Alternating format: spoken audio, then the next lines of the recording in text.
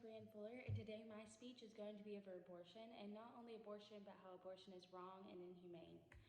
There are about 40 to 50 million babies being killed each year, which means roughly 125,000 babies killed each day. The term abortion is a woman's right is a lie.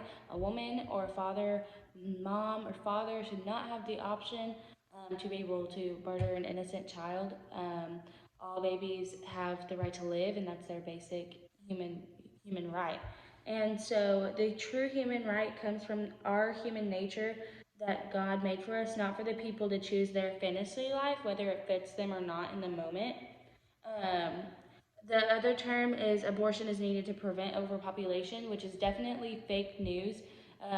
Our population birth rate right now is at 1.9 and it needs to be at 2.1 or higher just to be steady.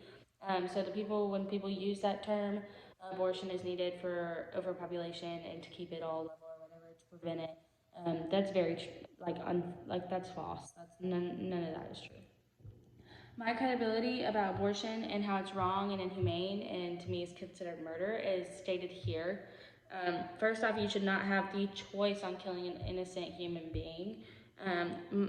It shouldn't even be considered in the realm of my body, my choice, because an unborn child is not a part of your stomach. It is not your stomach. It is growing inside your stomach to get the nutrients and growth it needs. That does not give you the right to kill an innocent human being.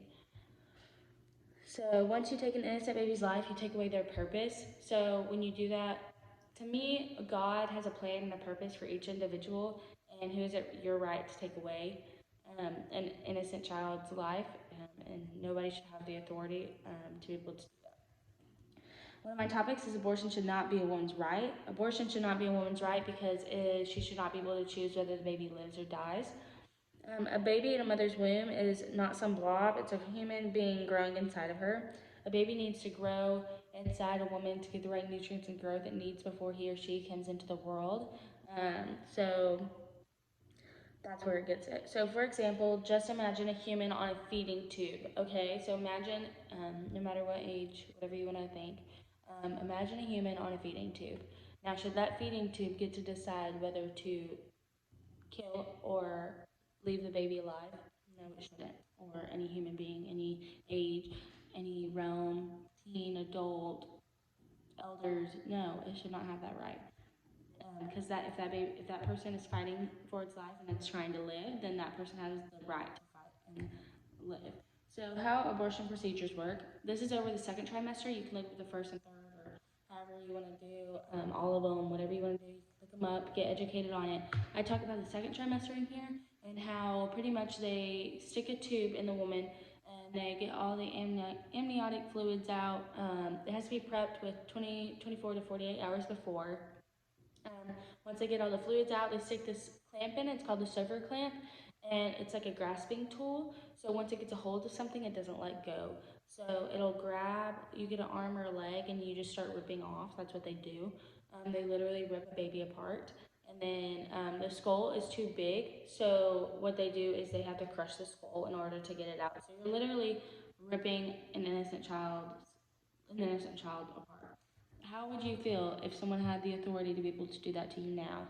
You know what I mean? Like that is, if that was happening, if an adult did this to another adult, this would be a worldwide topic. Everyone would be like, oh my goodness, this is murder. Like it would be all over news, social media.